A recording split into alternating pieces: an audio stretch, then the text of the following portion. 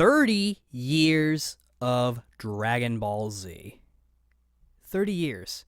That is really something. I'm really surprised. I think I've only been a fan for probably 10 or 15. I think 15. I think that's right. I'm not entirely sure. I'd have to go calculate. But I've been a fan of Dragon Ball for a long time. And if you've been on this channel for a while, then you already know that I love Dragon Ball. It's like probably next to Tails, it's definitely my favorite thing. Like not even just anime or video game franchise or comic franchise, just my favorite thing. It's kind of the thing that one of the things that kind of keep me going. And I like I did with the My Tales history thing, I feel like I need to celebrate with the 30th anniversary of Dragon Ball, kind of give my Dragon Ball history on sort of how I got into it and whatnot. Basically, give it the My Tales history treatment. And yeah, I'm going to go from there. Though, if you don't know me, then let me introduce myself like I did in My Tales history. I'm probably going to reference that in every anniversary video I do. And again, I'm going unscripted because fuck scripts. But yes, I am Ryan Burton. I go by Flamsron or Tasuke or Ryanian or whatever name I come up with for myself on the internets. And if you've been subscribed to my channel for a while, then you know that Dragon Ball is like my thing. Like, it's one of my favorite things ever. I'm kind of repeating myself here, but that's okay because I just love it so much. But yeah, enough of the little introduction and whatnot. I'll figure this out in Power Director or Windows Live Movie Maker, whatever I end up using for this video. It will be long, I'm sure, but enough of that. Why don't we start right at the beginning? Though, before I begin, I just want to make something really clear.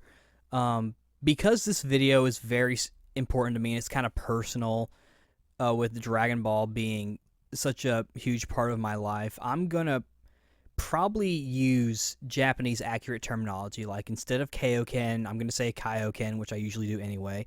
Instead of Saiyan, I'm going to say Saiyan. Instead of Tien, I'm probably going to say Tenshinhan. I'll make it clear what I'm talking about, and I'll probably just kind of alternate generally.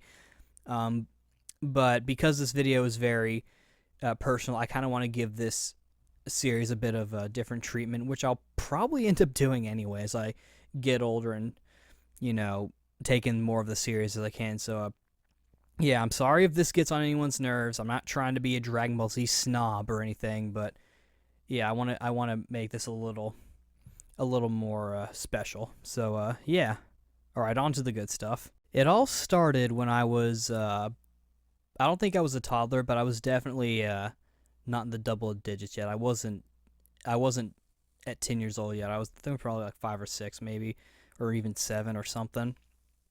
Maybe even 8.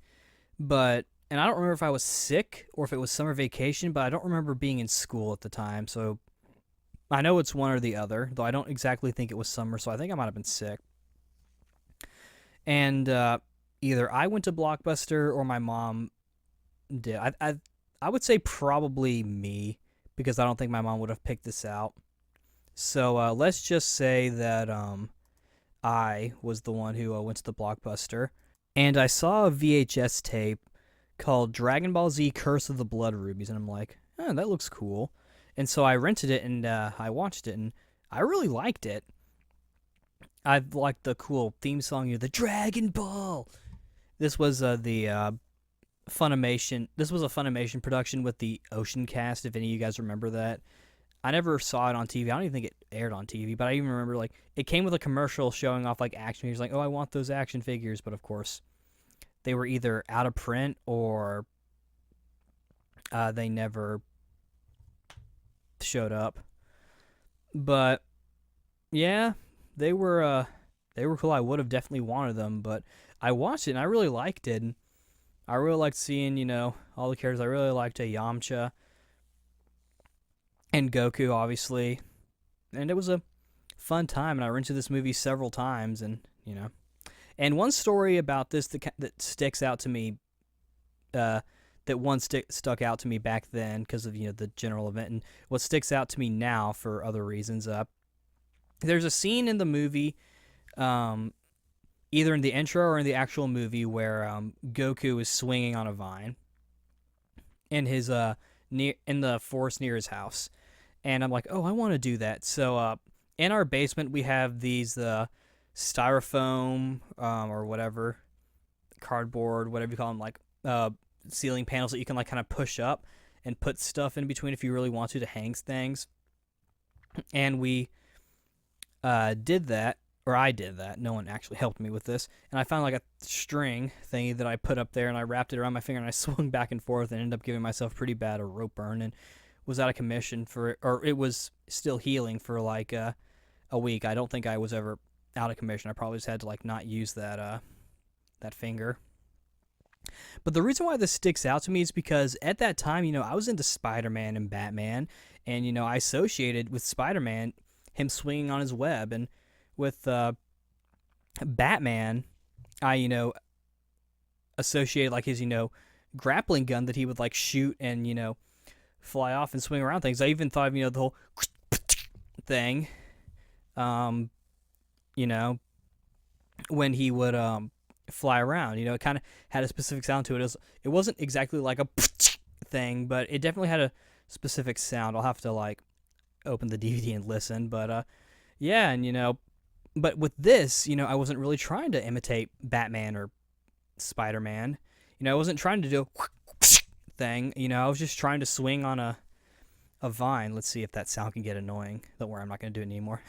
But I find it interesting that I was imitating Goku and not Spider-Man and Batman when I was really, truly into those. Like, the fact that I did it with Goku in mind, I feel like is a testament to the impact that Dragon Ball had on me, and is how much I would grow to love this series so much. Because I could have done that with Batman or Spider-Man. It didn't have to be Goku or even George of the Jungle, because I had that. I had a VHS tape of the TV show back then, and I still have it actually. But the point is, the fact I was still choosing Goku to imitate this, and so I saw the movie, but didn't see too much of the actual TV series. I did see they did have this one other VHS tape where they had the episode where Goku and Bulma first meet Master Roshi, and then Oolong, the Oolong episode, which is probably one of my favorite episodes of the entire series. And then also, I don't remember how I learned this, but I knew that the next episode was going to be the Yamcha episode. I don't know if it was an episode preview or if I saw it on the internet. I didn't really use the internet that much, but I did see some things. At any rate, that's about as much as I saw of the show at all, and you'll probably see in my collection that I actually have the full DVD set of that type of Dragon Ball that Funimation did. Every episode they did, they didn't get very far, but I think it was like only 25 episodes out of the 160 episode series. But anywho, I didn't really hear much about the show, and so I kind of just left it alone and went about my business. But then came, first grade, I think it was, and, at this point I started really getting into Cartoon Network, mainly because of Dexter's Laboratory.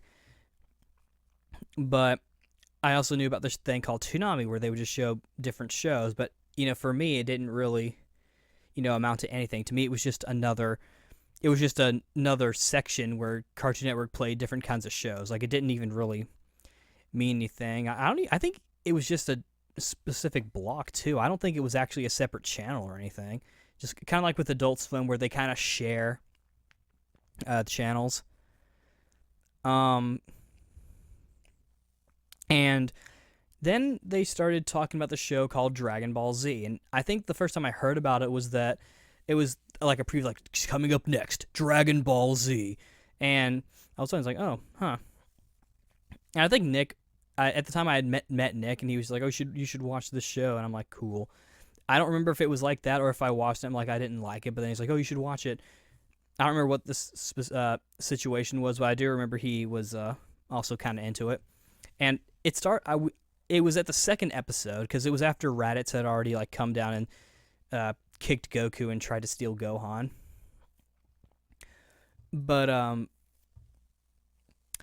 yeah, like, and it looked kind of familiar. Like, Bulma looked a little familiar, and I recognized Master Roshi, but I didn't know who Krillin was. I didn't know who Piccolo was. I I certainly didn't know who Raditz was, and I certainly didn't know what a Saiyan was.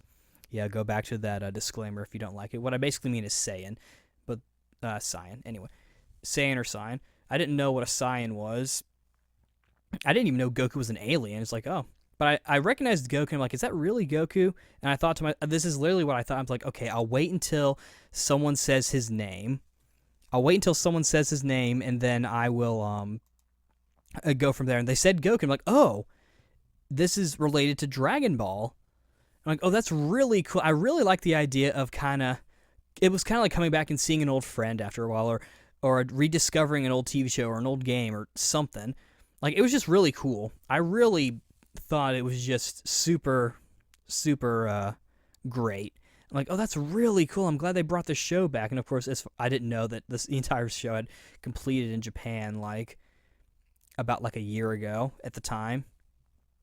And so at this point, like, all bets were off. Like, I took in this show like a box of Doritos or a bag of Doritos. Basically, I was obsessed with it. I would come home, watch it every day. I always hated when the announcer started talking, or when the narrator started talking, because it meant the end of the show. And I, too, was also kind of annoyed when Funimation switched the voice actors. Of course, I think they do a great job now, especially with Kai and being and being exposed to the Japanese version and understanding the different approaches to the characters. And I remember I would get mad whenever I'd miss an episode, because the show was so important to me. It was like the coolest thing ever.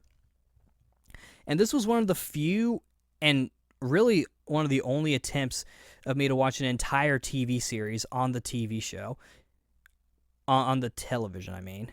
A TV show. This was my first time taking the time and effort to watch an entire TV show on the TV, because, now you can just watch stuff online. So if you missed a show, you can just watch it there. And of course, a lot of people, I know, they DVR a lot of episodes. I know, for example, with the Rooster Teeth for Game of Thrones, they had like a thing going on, like a little watching party of it every Sunday. And, I try to keep up with Family Guy a little bit on Hulu, but this was the first time I really tried to do it on the TV, because, with the TV, you have to catch it at the specific time, which, for streaming, yeah, you have to know when it's playing, but you don't have to worry about missing it. That's just when it goes up. It's not about missing it. It'd be one thing if, like, it would go for a little bit, then go away until the DVD came out or something. But no, on the TV, if you miss that time, you're either going to be late or you're going to miss it entirely if you're not quick enough. And so I took this show in as much as I could, and I became obsessed with this show. It was the friggin' tits.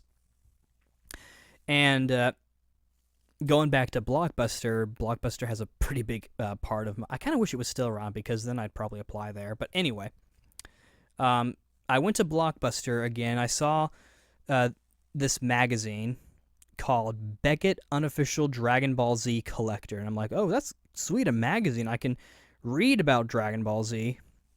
And it was really the first magazine I really got into. In fact, I think because of this, I got into like EGM and like Nintendo Power and whatnot because of this.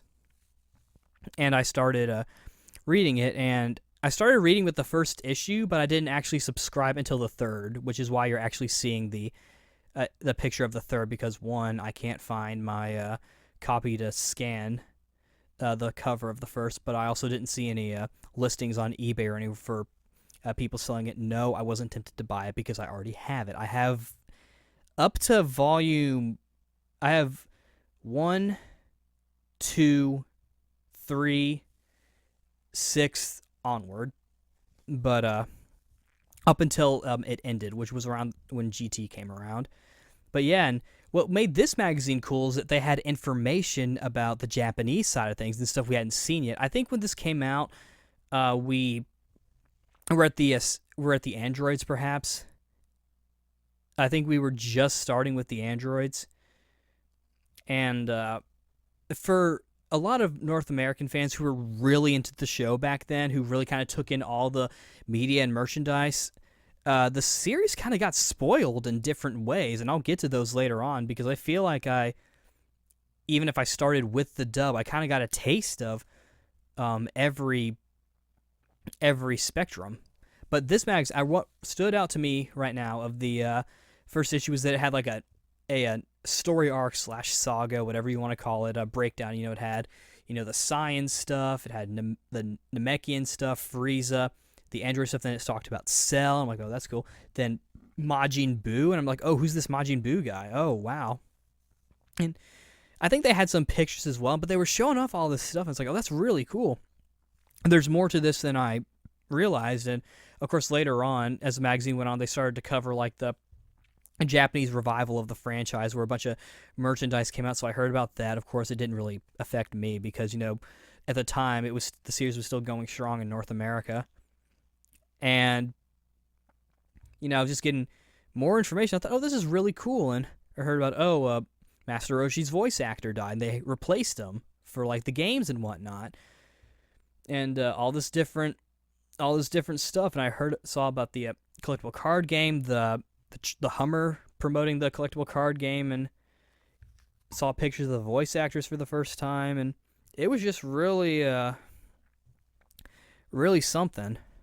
Really, really something. I kept up with it. After the third volume, I was hooked. And it didn't come with... It wasn't like the official US PlayStation magazine, where OPM, as it usually is called, where it came with a demo disc, or even PSM, where it came with a DVD. It didn't come with anything. The only time...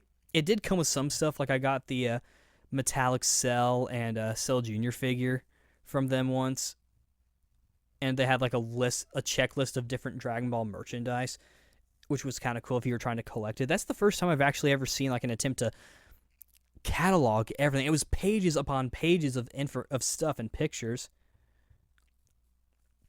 But yeah, I read this and watched the show, and I felt like I was really learning a lot. I even collected the action figures as well, which that's kind of how my writing sort of started. My writing started off, I was playing Dragon Ball Z, and I was trying to imitate the story, but I didn't have all the figures. I only had Goku, so I'm like, okay, I'll make up my own story. And that's sort of how it started. So I know I talk about Dragon Ball having a big impact on me as a person and as a writer, but I'm not kidding. It really did. Because at times, like, okay, how can I make little made-up stories? And of course Nick would take part in too, and like that's kind of how we got it started. We started playing with the action figures, and we started LARPing, and now we stopped that. But writing is, I still love writing, and I have Dragon Ball Z to thank for that. But along with playing with action figures and anime and reading the magazine, I was also into video games. And at one point it clicked to me, in fact it was probably even due to Beckett as well, that was like, okay, this is a popular series. There has to be video games of it. I want to play a Dragon Ball Z video game. And so that was sort of the next step. And with that said, my first Dragon Ball Z game was Dragon Ball Z Ultimate Battle 22 for the PlayStation 1. Yeah, that's right, an actual Japanese game. It was not only my first Dragon Ball Z game, but it was also my first imported game. Here's the story. There was this place called Swap USA over here in Georgia. I don't think it was in anywhere else. And I think they either moved or they shut down. I think they actually shut down. But they had commercials for it on TV, which you can probably still find on YouTube. But I remember their big marketing thing was that they had imported games and Japanese goods. And some of the things they had were the Super Battle Collection, which they brought over some of them. Irwin did, which is one of the reasons why so many people saw all these new characters, like, oh, who's Cell, who's Trunks, what's Super Saiyan Goku 3, why does Frieza look like that? All that different stuff. Who's Mr. Buu, actually, and who's Kid Buu. All these different variables. But they also did birthdays. Swap USA also did birthdays, and they had a bunch of imported games and whatnot. And the way their birthday thing worked is that they had a different room that had all the systems hooked up, and you could play video games. They always got mad whenever I wanted to switch games. It kind of got on my nerves a little bit, because I'm just like, you've got all these games. Why would I not want to play them? Like, I guess they were expecting the kids to just want to play one game at a time. And, there are so many different ones, so they probably figured people would just be switching games. But eventually that would get boring. But anyway. And it was my first time doing a birthday there. And then for the PlayStation, they put up the Ultimate Battle 22 when we were playing. I thought it was the greatest thing ever. It looked really nice. Even today, it looks really nice. I like the way they did it. It was sort of like Mortal Kombat, except doing it with animation, sort of like a digitized animated characters. You can kind of see it a little bit in the general graphics, as well as in the little cutscenes they would do in between the fights. I'm talking about the Japanese version, mind you, because the American version took that shit out because that's what you do. But anyway, I saw this, and you can see the cells on DeviantArt. Someone uploaded like a couple cells, and they look really nice. Like they look like they actually drew the show. It looks really nice. Like, no joke. I might even look this up after I'm done recording this. Anyway, and so we were playing this, and I played as Gotenks. A friend played as Goku, and he was beating me, obviously. But I was having a lot of fun, and I still can't pull off the moves. I still find the game to be kind of hard, but I still have sort of like a soft spot for it because it was my first Dragon Ball game. And I know in that one commentary video I said it's the Dragon Ball Z game that everyone dislikes, and that one guy was just like, "You're just being like everyone else." Personally, I don't really think he knows English, but anyway, I don't mean to talk bad about my viewers, but just that one. But anyway, so but I really liked the game. Like, I was saying that everyone else didn't like it because that's what I heard, that everyone, especially in Japan, didn't like it because they were expecting a new Butoden game, but it wasn't a Butoden game. Anyway, and so I didn't care about any other game. Like, we were playing some other games, and this wouldn't be my first, or this wouldn't be my only trip there. In fact, even some other friends did birthdays there, but it was always like a bit of a tradition to do birthdays over there for me. It was really cool, and after obviously I bought the game. My parents bought it for me. It was like I think it was a bit of money, probably like 40 to 50 or $60. I remember it being pretty expensive. Of course, probably if I were the age I was back then, like if I was 22 back then, I probably would think, oh, that's not much at all. And I probably would have just like slapped the money there. Of course, I say that, but I only have like $50 on me because I bought manga. But anyway.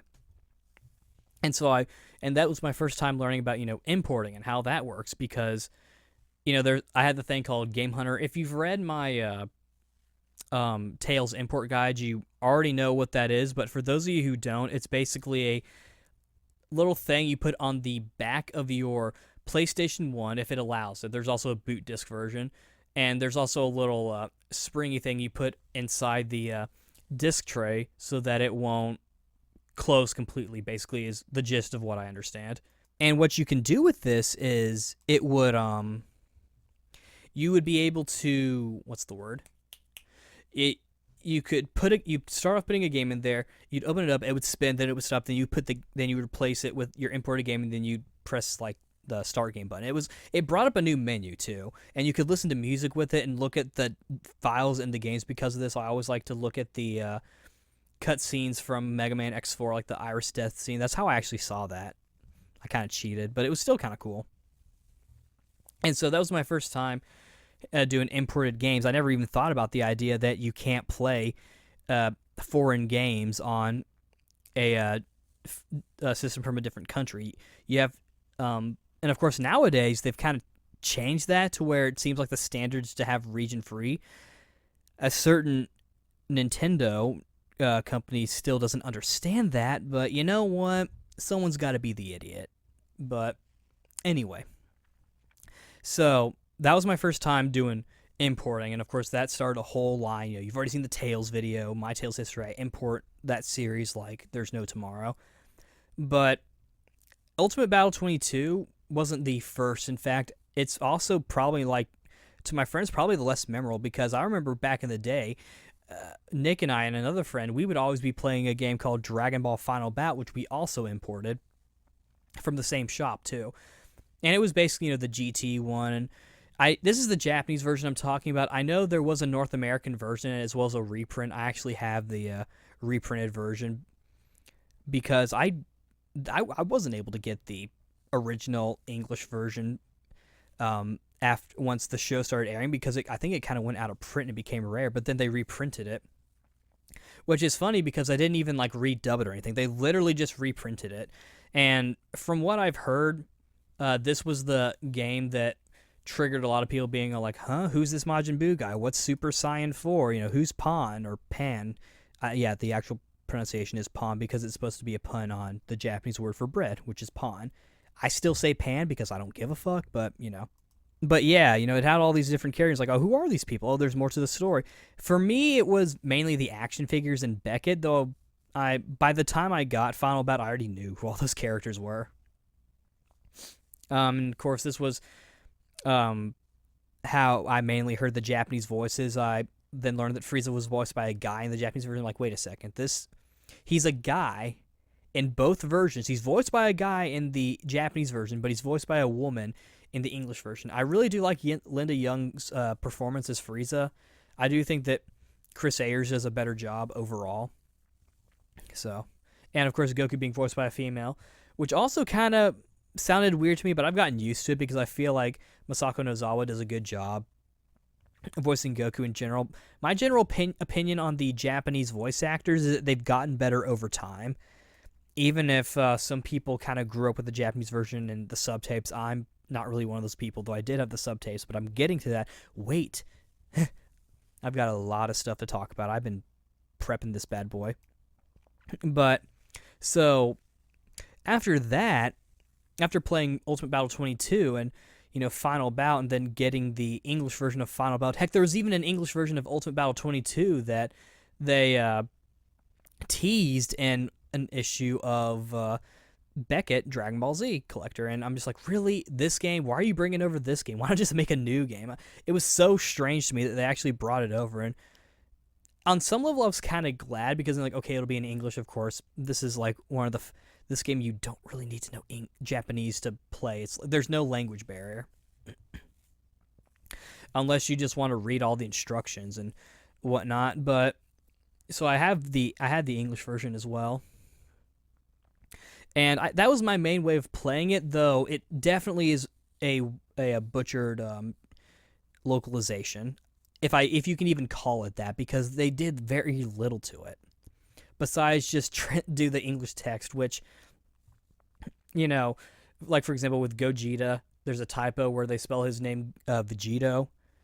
For the World Tournament, they still have the Japanese announcer, so you can't hear him, and there's no subtitles, and it's kind of broken up too. The music has a weird loop. They took out the opening things between battles, which were sometimes cool when you matched up characters who fought each other in the series because they actually played out like a real scene. It was really kind of unfortunate, but I still, played it. And of course, now I try to play the Japanese version as much as possible because I've kind of mastered the art of playing PS1 imported games on PS2. My PS1's actually kind of broken, so I can't play it.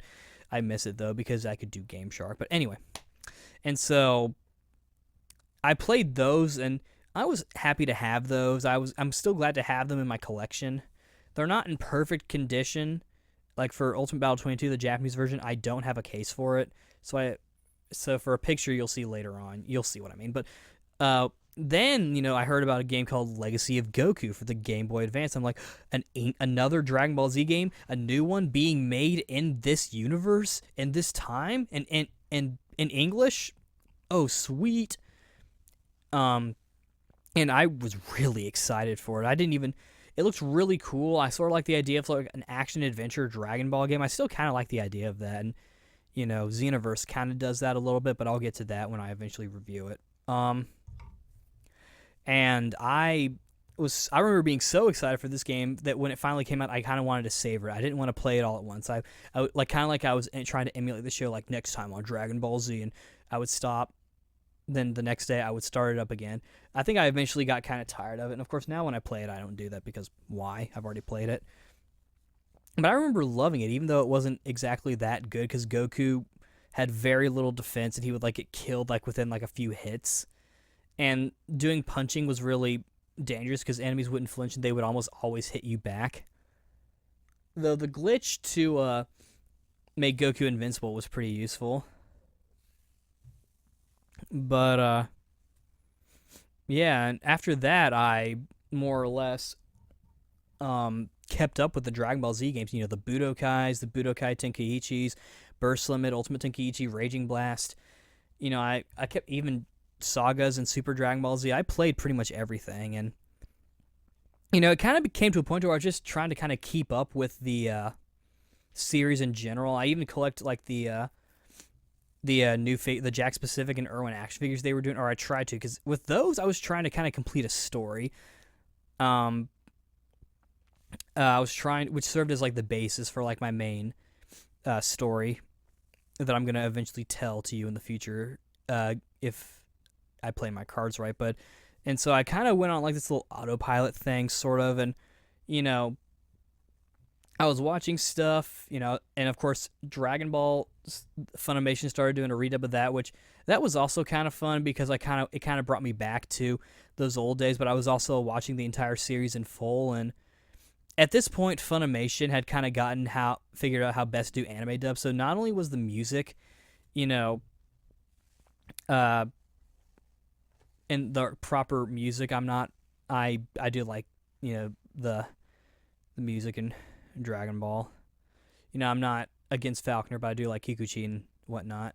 But it was kind of on autopilot after GT finished up, because then at that point it was just like, okay, let's watch Hero's Legacy for like the 12 millionth time.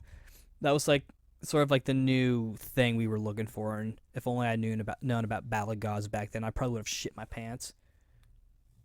Be like, oh, Dragon Ball Z is coming, but it's gonna come in like the next fucking decade. It's like, oh fuck. Of course, in the next decade or so, probably. And and of course, like during this time, I got more into anime. Like, there's a bunch of different stuff. Dragon Ball Z kind of, I don't want to say it fell on the back burner, but it kind of just fell sort of out of focus. It's kind of like with me and my writing, how I wanted to get into voice acting, but again, I say that like my main reason for voice acting was because I thought it would make a good day job for my writing. The same kind of with Dragon Ball Z. In fact, there was even a time where I was trying to find something that I liked more than Dragon Ball Z, and of course I couldn't really do it. But I was taking in other stuff, and I'll eventually have to do a video kind of like talking about my history with anime, maybe even my history with games. I'm actually playing the game one, among several other series that will eventually get an anniversary. But I was kind of on autopilot, and then Dragon Ball Z Kai, or Dragon Ball Kai. I say Z Kai just because it makes more sense. Dragon Ball Z Kai started airing. I was like, oh, this is cool. And it was around that time also that I discovered a little website called Daizenshu EX, or it's now known as Kanzenshu because they merged with Kanzentai. But I kind of really enjoyed this website, and I started listening to their podcast, which got me into podcasting as well. So the Tales series has Dragon Ball to kind of thank for that, because that's how Skit Style BBS podcast, my podcast. That's how we kind of got started with it. But yeah, so I found this website, and I was learning even more stuff that Beckett wasn't even telling me, or at least stuff that I didn't see in Beckett, like the directors, the fact that the series had different animators, which is why several of the scenes look different. Like, I didn't know who Nakatsuru was. I didn't know who Minoru Maeda was. I didn't know who Shunsuke Kikuchi was. I didn't know who Kenji Yamamoto was. I didn't know about the scandal. I didn't know that in Japan the sales and viewings of Kai sort of dwindled. I didn't know that this entire series kind of had this weird mishmash of stuff. I didn't know about the prototype Dragon Boy. Of course, that's no one really cares about that. I didn't know that. I had heard about the Gotenks and Emperor Pilaf thing from Final Bout, but and I didn't know about several different things. I didn't even know about the subtape, swearing, like the "come out you candy ass blank," that Vegeta said. I didn't know. I didn't know that it had gotten that bad. I mean, I had the subtapes. But, and I'll get to those later on, but I found this website, like, oh, this is really cool. I'm learning a lot more about the website, and more importantly, I was getting a bunch of news about about the series. I started getting more into like anime and video game news, and it became something I really looked forward to reading each day. And the fact that I had a place to look at solely Dragon Ball, news that people weren't always covering. Like, I didn't know about Dragon Ball Heroes and Dragon Ball Tab Battle. That's the only example I can think of. But like, just all this different stuff. And I really kind of got into the series, or more into the series. I kind of got rekindled, sort of like with Exilia 2 and whatnot. You know, it was kind of interesting how I kind of got back into it. It wasn't really like the series had. I never really got into a rut like I did with the Tales series. Like, I didn't feel like the series was getting stale, but it was more like. I mean, I guess it kind of was because, you know, Mike Labrie on the Consensu podcast keeps talking about, you know, I don't want to fucking fight Raditz again with Goku and Piccolo and then do the Makan Kosapo or the Special Beam Cannon over and over again. I personally don't really mind that. In fact, well, Xenoverse, but that's a different subject. But I never really, I guess it was just because, like, I wasn't really seeing that much of it, so the series kind of died down. So that's kind of why I feel like that the series has kind of gotten a third rebirth in a way, because it's sort of like it's like gotten a bit. It's no longer sort of like in the backdrop anymore, because I feel like it just kind of became just another video game just for hardcore fans. Like, new game each year, which they continue to do, but you know, at some point, it was just kind of. The same thing over and over. One YouTuber I know and follow compared it to Madden, which I'm just like, what the fuck? But, you know, though it wasn't like, you know, the worst thing in the world. Like, if you guys remember my Tales history video, you'll know that I had, with the Tales Rebirth, there was a whole file corruption thing. One of the games that got affected by that was Budokai Tenkaichi 2. And I didn't really mind replaying that at all, actually. That wasn't really that hard at all. I just kind of played it. No biggie. It was just another thing for me. And in fact, it didn't even really take that long either. I guess Tales kind of, I don't know. Tales doesn't have anything to do with that. I keep talking about how Dragon Ball and Tales are on the same spectrum, but I feel like Dragon Ball is a little bit higher in the fact that Tales doesn't really affect it in any way. But yeah, so I kind of got back into the series again, but more like I was back when I was a kid, where I was really like obsessed with it, except I was more controlled and I was learning about all this different stuff and learning about the Japanese side of things, at least stuff that I already didn't know. I was already watching Kai Japanese and with Japanese voice acting and audio and subtitles and illegally on the internet. But of course I was going to buy the DVDs anyway because I knew they were going to dub it, or I knew they should. And because I'm just like, oh, a lot of people watch anime online with the Japanese voices and subtitles. I want to kind of have that sort of modern experience with Kai. Yeah, I had that calculated. I wanted to have that calculated of an experience, and that's kind of how I really got into the Japanese voices. Like, I heard it from the games and the subtapes, but I never really heard it like in super full. And the occasional switch of the Japanese voices on the DVDs and games. Like, it wasn't until Kai that I really sort of got used to them. And so that's kind of how I got back into the series, or the series kind of got back into the focus. And then here we got Battle of Gods, a new feature film with nice animation and a new story. I'm like, oh, sweet.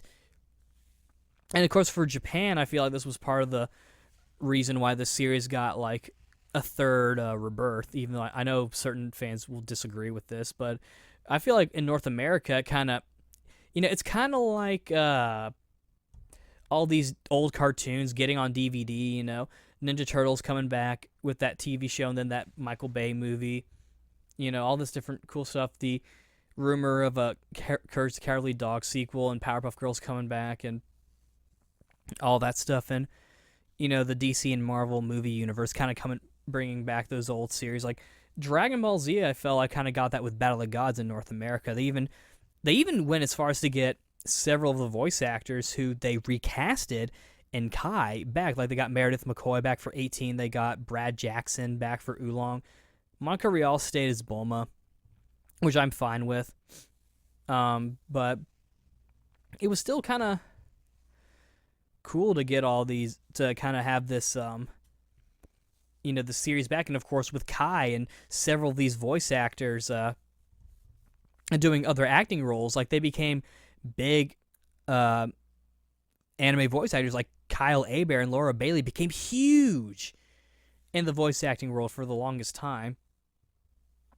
And of course, and it's cool to see them come back for what got them started in, Dragon Ball Z. I'm although I am a fan of the dub, I do recognize that once Funimation started taking over with their in-house Texas cast, the cast that we all know and love, there were some weak points in it. I'm not gonna lie. The script, honestly, as a writer and as a love for this series, some of the corny jokes they were made were just really bad and stupid. I imagine as a kid I was just like, yay, they're funny, but I mean now it's just like, ew.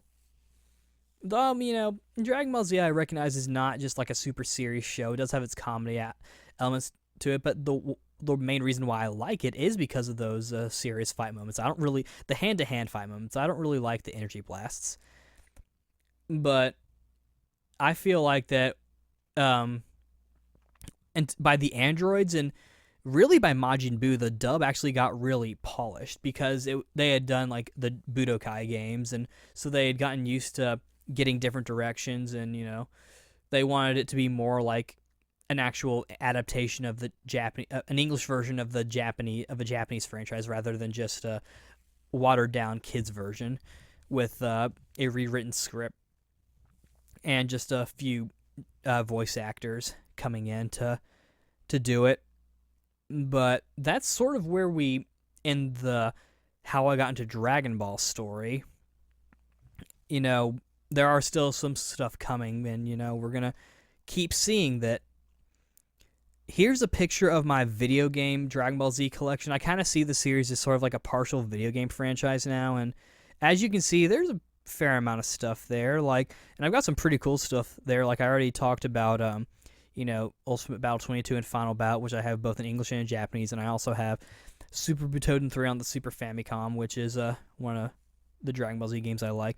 But I actually counted this and compared it to the Tales collection, and the Tales collection, as of the taking of this picture, outclassed the Dragon Ball collection by 2 games. At this point, 1 because of Xenoverse. Though I'm not entirely too worried because 1 Xenoverse, so I'm like just 1 game away, and it's really not that hard. There's some Dragon Ball games I don't have, like Dragon Ball Z Legends, which I want to get, and just a few other ones that I never did pick up. But also, if you've seen my general Dragon Ball collection, then you know that it just destroys the Tales collection by like a huge milestone, a Kamehameha, if you will. Like, here's an old picture that I took for that anime that I've watched, a video series that I did way back in the day. And as you can see, I don't have everything, but there's some stuff that I never took a picture, like the soundtracks, and I've got 1 volume of the manga, and there's some sub-tapes there. It's really huge in some of the action figures. That's not all my action figures, by the way. That's just like a handful of them. I already did a video showing off my action figure collection at the time, though I do have more. These are the ones I keep on display. All the rest are put in a box in my basement. It's just, I try to collect the Dragon Ball figures. Like, I like the SH Figure Arts figures, and, my mom got me the SH Figure Arts of Goku for Christmas, so that's really cool. I've got him standing next to Darth Vader. It's a nice little thing, but I don't have just that stuff. I also have the entire manga, the entire collection. It's the single version and the one version that's split. I don't have the 3-in-1 version where it's all just called Dragon Ball. It's all 42 volumes, first 16 Dragon Ball, and then 1 to 26 being Dragon Ball Z. And this is my preferred way of taking the story because, 1, it's the original source material, so you can't get as accurate to the series than this. Even if some people will argue that this translation wasn't exactly perfect, or this localization, I'll say. The translation, I feel like, is pretty good, but they take some liberties with it, obviously, like most things do in every culture. But I really like it because, 1, it's a really easy read because it's pages upon pages of action, and the art is really clean and easy to look at. There isn't too much shading like there is nowadays, so it's not going to look as nice as, say, an American comic or a modern manga, but it still looks really nice. And of course, I've got my little Dragon Ball Z viewing collection over there. I've got the blue bricks of Dragon Ball, and then I've got the movie pack, which does include Curse of the Blood Rubies. This is it includes the redub of Curse of the Blood Rubies because that's the one movie they never did. Then I've got the 7-volume Dragon Box, which is like the Japanese hardcore fan focused box set. It defaults to the Japanese version with the voice acting, and it's in standard definition 4:3, and the picture is not really edited. If you know about the orange bricks, not only was the picture cropped and turned to widescreen, but also really saturated, and to the point where the picture started to look really bad. Like there were some parts where it looked kind of bleeded out. Like they kind of ruined the footage a little bit, which, it's kind of funny, but because I also have that set. I have the orange bricks, and I let a friend borrow them, and he gave them back in not exactly perfect quality, but because they aren't really my main display of the Dragon Ball series, it's not a big deal. I've also got the Dragon Ball Z movie packs, and I've got the Bardock and Trunks singles that only have the Japanese audio and English voice acting and the Japanese audio. I do plan on getting the double feature so I can have everything. Then I've got the green bricks of Dragon Ball GT that comes with a Hero's Legacy. I know they released the complete series version, but I got just the 2 singles. And then I have all 4 seasons of Dragon Ball Z Kai.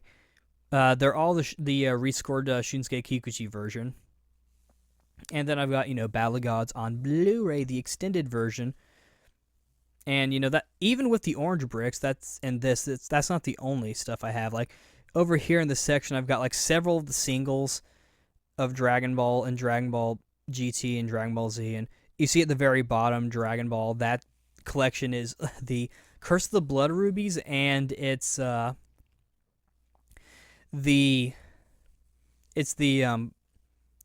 of what the Ocean Cast did, what they voice acted for that Funimation version back in the day. And I think it's only like 25 episodes. I'll have to go back and watch the Oolong episode. I went back and watched some of the dub of Curse of the Blood Rubies after watching the redub, and yeah, there's a pretty big difference. But as you can see, I've got like a bunch of stuff, and for other stuff, I even have the subtapes. You saw in the big collection picture I took for the anime thing, I had 3. I could only find 2 of them for Dragon Ball GT. This was how I first saw it. And of course, the quality of the picture was not only kind of bad, but the subtitles also weren't perfect. I know for the second one that actually says Dragon Ball GT, Trunks would call Goku Uncle Goku. I don't know, maybe they thought Goku-san was something else.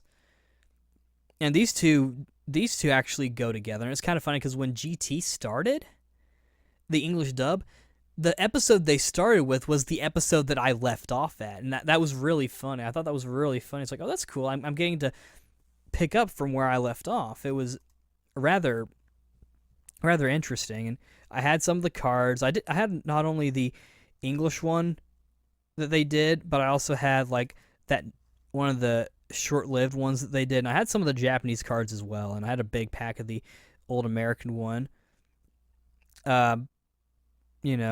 And of course, the series is coming back with a new card game, which I need to pick up. It's sort of like a updated version. And, I've got some other stuff too. Like I've got the Viz Big version of Volume 6, which is like just a section of the Cell Saga. And I've also got the Volume 1 of the full color edition of the Saiyan Saga of Dragon Ball Z. And that's cool. It's kind of nice that the series is sort of getting that kind of update. I feel like that really shows what Dragon Ball means as a franchise. If the manga has gotten that many different versions, it's got the 3-in-1 that they're doing right now. They've got the Viz Big, and then they've got the full color version, as well as the regular singles and old comic versions apparently that were just like colored in and switched from right to left to right, and I didn't touch those. I I read the actual manga version, and of course I do have some stuff signed, not much. I got a Toshio Furukawa, the Japanese voice actor of Piccolo, to sign Volume 6 Dragon Box that had Piccolo on it, and then I had Ryo Horikawa sign that fucking extra disc that came with Budokai Tenkaichi 3, though I did get pictures with both of them, so that's cool. And I'm glad to have met some Dragon Ball Z celebrities. And of course, as I've mentioned several times, I have Xenoverse, and I've got some Dragon Ball Z clothes. I'm showing two that I took. One of them is actually from Facebook, but that's not entirely important. But yeah, so I've really made a point to collect the much Dragon Ball stuff as I can. So if you think that I'm more of a Tales fan than Dragon Ball just based on my collection, not really. I have several Tales merchandise, and I'm actually trying to make a point to get more. But my Dragon Ball collection, because I started collecting at an early age and trying to get all that stuff, the collection started to expand a lot quicker. If I had gotten into Tales at that time, I imagine they would have maybe been a little equal, though the Tales series doesn't get as much stuff as Dragon Ball. With the Tales series, it's more of like you need to get it when you get the chance. And of course, with this series having characters, this is the worst segue ever. Basically, my favorite character of all time of Dragon Ball is probably Future Trunks. I think he's really cool. Though I like other characters, like I like Vegeta, I like Vegito, and of course I like Goku. I like Hercule. He's actually really funny. Or Mr. Satan, we'll call him. I like Yamcha. Tenshinhan or Tien, I really like him as well. I like a bunch of different characters, and I even like Gohan to some extent. I really only like him during the Majin Buu stuff. I don't really like Kid Gohan at all. I only like adult Gohan.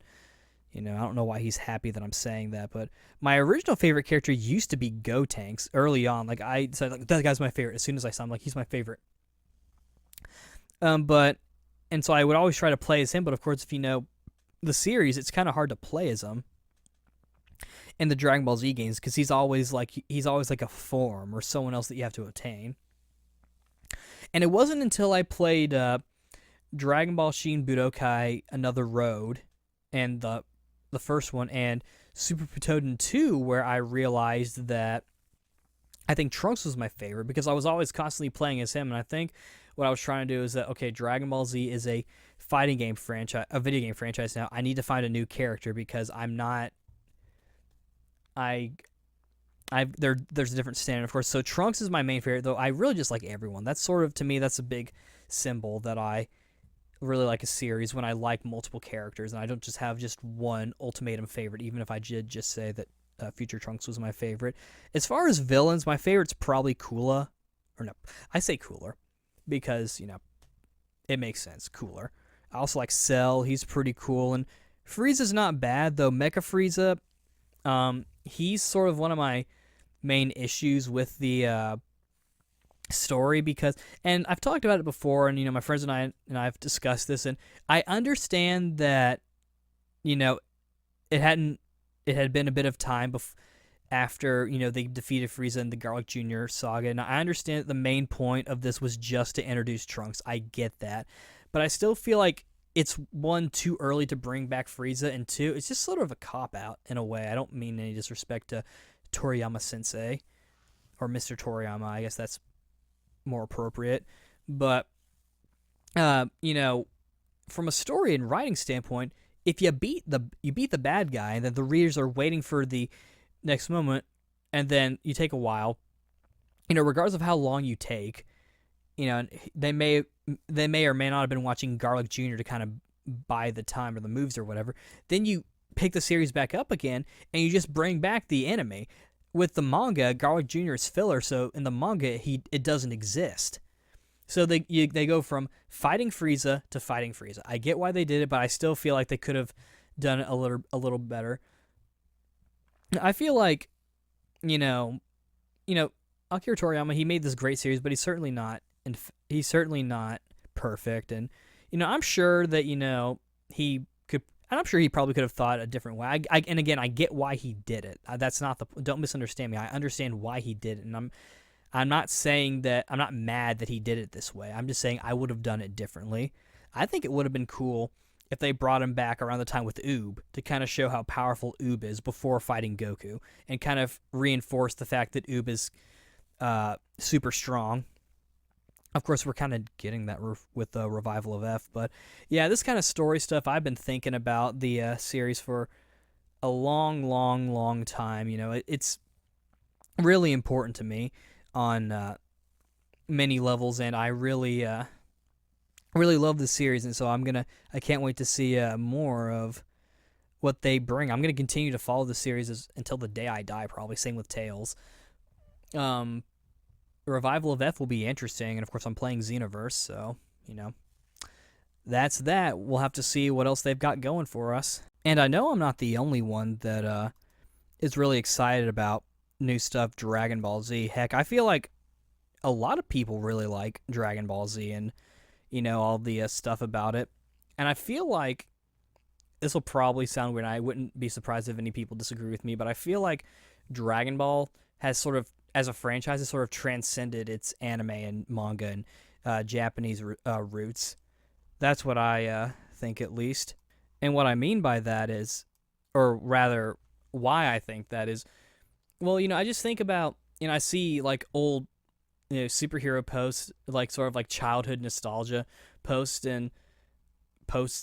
plural, and a lot of them always have like Dragon Ball Z stuff. Like there's that one picture of Bugs Bunny and Homer fighting each other in a boxing ring, and there's a bunch of old-fashioned cartoons and whatnot in the audience, and under Bugs Bunny you can see Goku. He's there, which I find very interesting, considering the fact that, you know, even though it's a Japanese anime and it's got that for it as well, that's kind of what it is.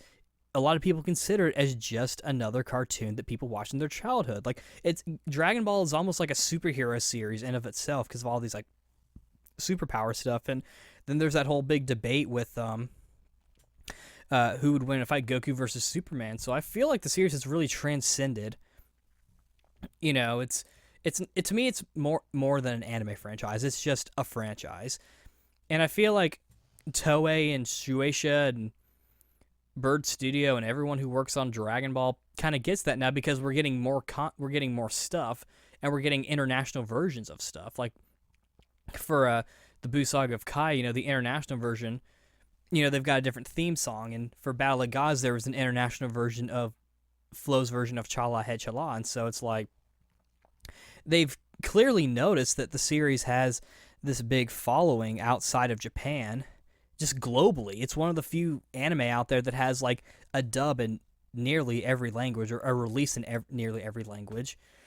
It's not really like Saint Seiya, where it's only huge in like Europe, or let's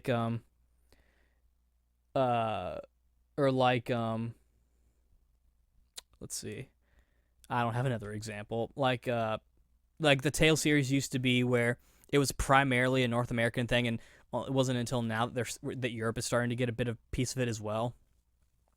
But Dragon Ball, everyone likes it, as far as I can tell. You know, I know there are a lot of haters out there who are like, oh, that's a starter's anime, but you know what? You probably started with it too, not to mention, it's still really friggin' good.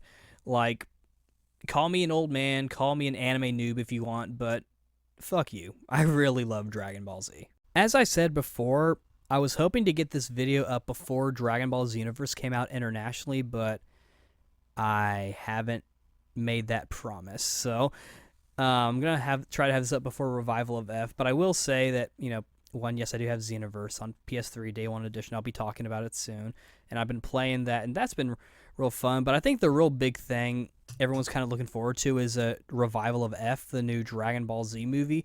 Fukatsu no F, as some people like to call it. Though I think a lot of people are calling it Revival of F, and I imagine Funimation, when they dub it, they'll probably call it that. Probably because at this point it's been kind of set in stone. It's kind of like with Tales of Zestiria and Sore being called Slay early on by Abyssal Chronicles, and then everyone assumed, oh, his name's Slay. But I feel like Revival of F is really interesting because you would think that, the worst wish in history, bringing back Frieza, it's like, is that really a bad wish? I mean, I know they've explained that, like, what ends up happening is that he gets regenerated and he's gotten a little weaker, so he spends a bunch of time training, like, for 4 months, and he's getting stronger. And, of course, Goku and Vegeta are training under Whis. But, that's the thing. And I think it'll be really interesting. They're showing a lot of stuff, like Krillin being a police officer and whatnot. It's really interesting. It's kind of, I feel like it's almost part of their marketing strategy, making people wonder, like, what the heck is going on with this world. My only concern is that I hope it doesn't, like, conflict with the original story. I don't know. Maybe if they make a third movie, which I feel like this may be a trilogy. I think they're trying to kind of make, like, a trilogy thing. It could also be just solely due to the success of Battle of Gods, but we do know that this movie is going to connect. Beerus and Whis Congestion are going to be in this. Not Congestion, though. They should make a character named Congestion. That'd be funny.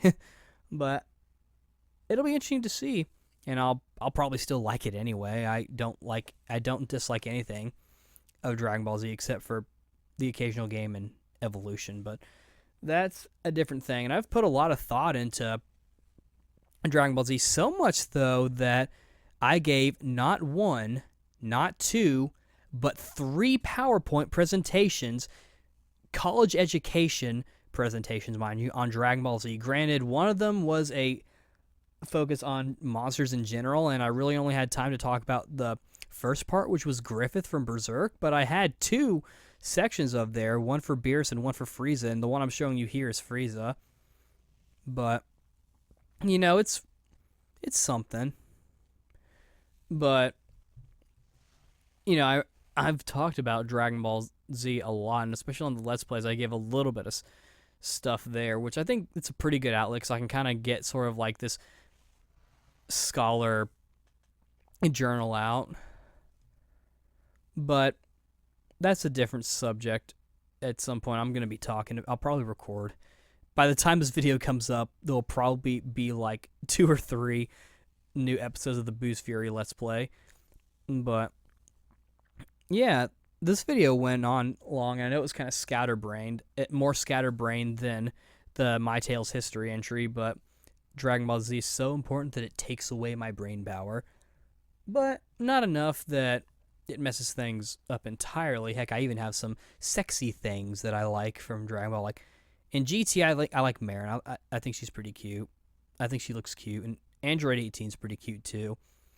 It's sort of that. I don't know. Android 18 is cute. I know there's some people who agree with me too, and of course I've had a few arguments with internet people. One of them being like what Krillin meant when he said that Android 18 was still based off of a human. We've even learned more about, like her name being Lazuli and 17's name being Lapis, and like there's a lot of new material really coming out. And the memes keep coming too. One of my favorites being the one with Piccolo, and he says, "No fapping for you," and he's cutting off Dr. Giro's arm. I think that's pretty cool. But yeah, I think I'm running out of stuff to say.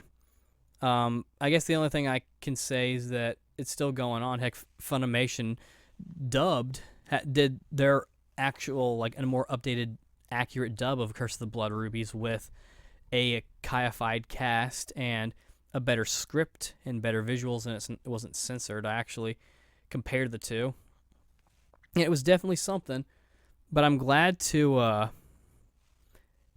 have watched it again, because it's kind of nice going back to the things you grew up with. And like I said, I had that older dub, so I could always watch that if I really wanted to. But yeah, I'm kind of rambling at this point. It's like 6 a.m. when I'm recording this, but Dragon Ball, don't wait for nobody. Thanks for watching this long if you have, and sorry if my technical terminology and my hardcore snobbishness got on your nerves. I try to tone it down, but again, since this video it's kind of personal and it's more of a celebration thing, I wanted to give it the right respect by using, terms like Tenshinhan and Saiyan. Kaioken I say anyway, but I generally say Tien and Saiyan. Although I do like Tenshinhan. I think that's a better sounding name. I don't like calling him Ten, though. I say Tenshinhan. But anyway, that's a different subject. And I don't really know what else to say. I hope you guys enjoy this one. It's a bit different than, or it was a bit different than my Tales history, but, these things happen. So, yeah, here's to another 30 years of Dragon Ball Z. This is Flamzeron, a.k.a. YouTube's Tasuke, a.k.a. Ryan, signing out. Go to bed, people. Go. Bye.